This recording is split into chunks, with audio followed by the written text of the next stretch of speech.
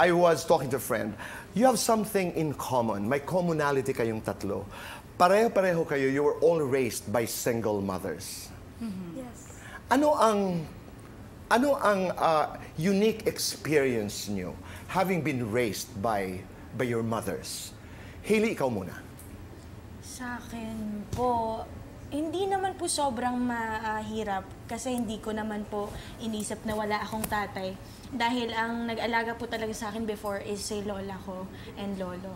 Si mama ko naman po, nag-work siya dito, so naiwan po ako sa probinsya namin.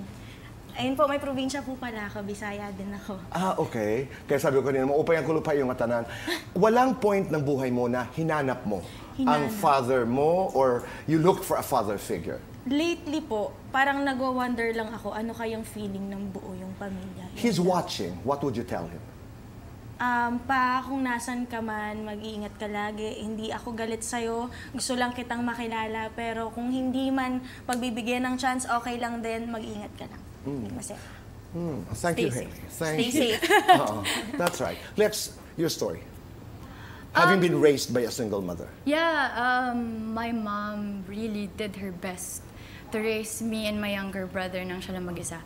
And my brother is also part of the autism spectrum.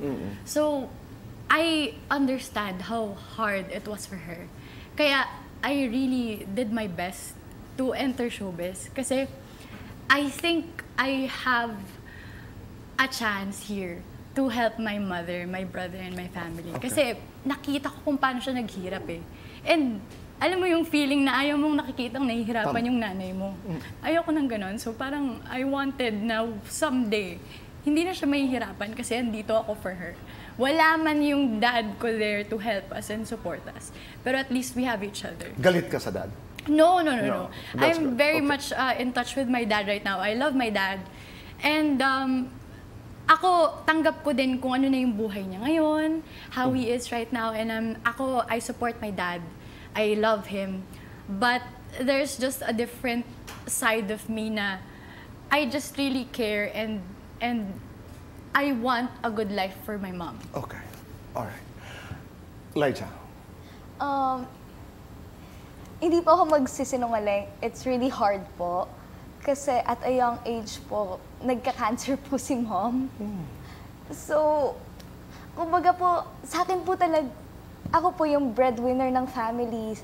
At a young age, alam ko na po yung responsibilities ko na kailangan ko magtrabaho kasi hindi lang para sa akin, not only for me, for my expenses, for my education, kasi pati yung pagpapagamot ng mom ko sa akin, and yung bayad ng bahay kasi po nag-rent po kami. And there's nothing wrong with it I'm proud po na nakakatulong po ako. Ayun, so tapos po nakikita ko po kasi mga classmates ko noon na sinusundo ng fathers nila, ganon. So parang sa akin po bakit ako wala? Bakit? Hindi po ako grateful na si mom po yung nag-alaga sa akin. Pero there's a side of me na parang curious. Okay, Going. I understand that. Let's end this conversation with this.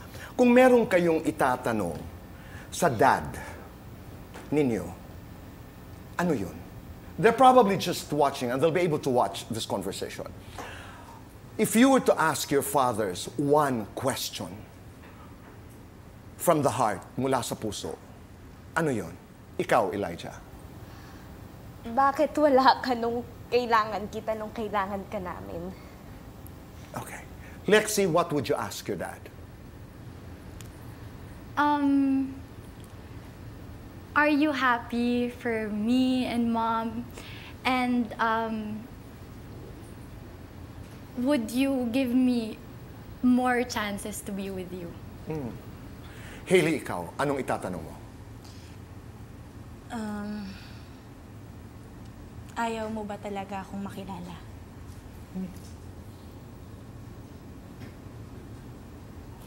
Maraming salamat. Maraming salamat. Ang saya-saya natin sa umpisa.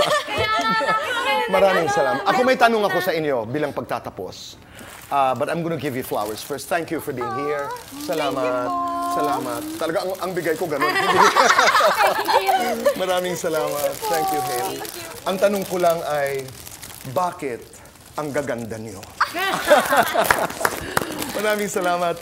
To our dear friend, Jun Rufino, Viva, happy birthday. And of course, my friend, Boys of La Carmela de Boracay. Maraming salamat. Nay, Kapuso, maraming salamat po sa inyong pagpapatuloy sa amin, sa inyong mga tahanan at sa inyong mga puso. Maraming salamat.